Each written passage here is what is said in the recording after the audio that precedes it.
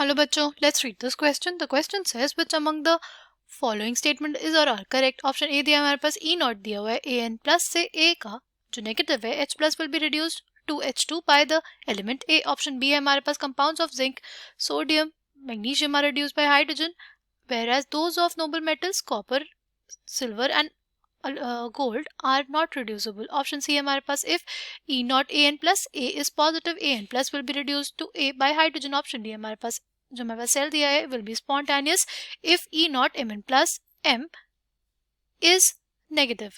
Now the key concept for this question is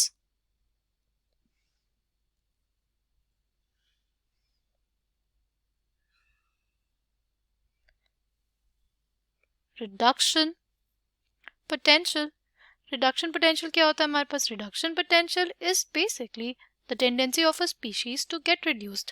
ठीक है, जितना ज़्यादा रिडक्शन पोटेंशियल होगा किसी स्पीशीज का उतनी ही ज़्यादा उसमें टेंडेंसी होगी टू गेट रिड्यूस्ड. ठीक, अगर हम लोग बात करते हैं ई नॉट ए एन प्लस से ए, हमारे पास जो वैल्यू है उसकी नेगेटिव है, और अगर हम लोग बात करते हैं एच प्लस से एच टू, उसका जो रिडक्शन पोटेंशियल है हमारे पास वो जीरो है. तो जीरो और नेगेटिव में कौन सा बड़ा है? जीरो बड़ा है.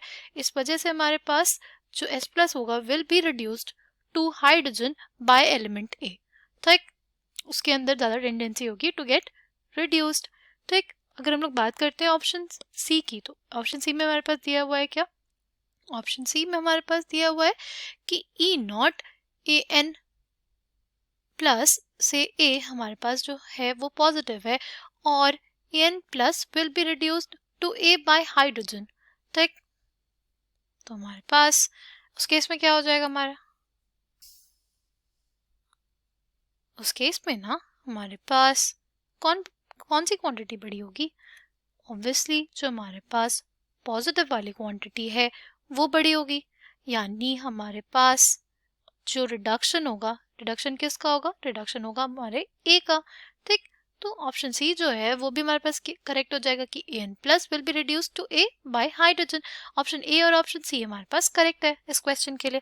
अगर हम लोग बात करते हैं ऑप्शन बी की, तो ऑप्शन बी में हमारे पास है compounds of zinc, sodium, magnesium are reduced by hydrogen. इन ये जो हमारे मेटल्स है ना, ये इनके जो हमारे रिडक्शन पोटेंशियल की वैल्यू होती है वो नेगेटिव होती है. अगर इनकी रिडक्शन पोटेंशियल की वैल्यू नेगेटिव होगी तो हमारे पास ये जो है वो रिड्यूस नहीं होंगे. कौन रिड्यूस होगा? हमारे पास रिड्यूस होगा हाइड्रोजन.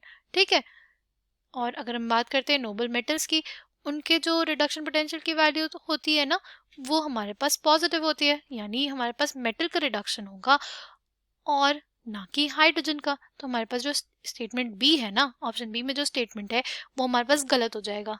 ठीक, अगर हम लोग बात करते हैं नेक्स्ट हमारे ऑप्शन डी की, तो हमारे ऑप्शन डी में क्या दिया हुआ है? ऑप्शन डी में दिया हुआ है जो हमारे पास सेल है, हमने बोला है कि वो स्पॉन्टेनियस होगा कि नहीं होगा. ठीक है, कब?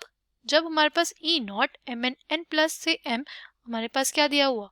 वो हमारे पास दिया हुआ नेगेटिव. ठीक, इसके लिए हम लोग क्या करेंगे? इसके लिए हम लोग देखेंगे ई नॉट सेल. ठीक, तो ई नॉट सेल हमारे पास कितना आ जाएगा?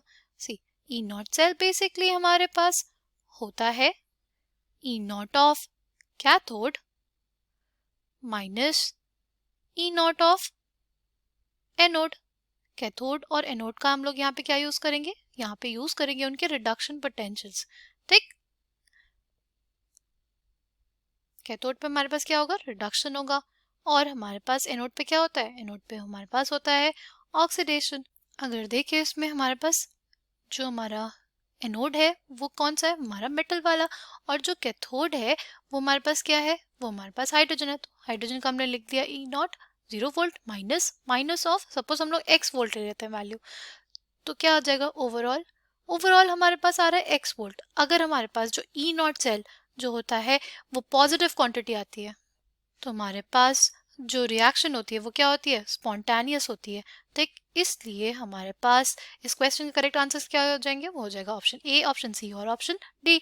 I hope you understood it well. Thank you and all the best.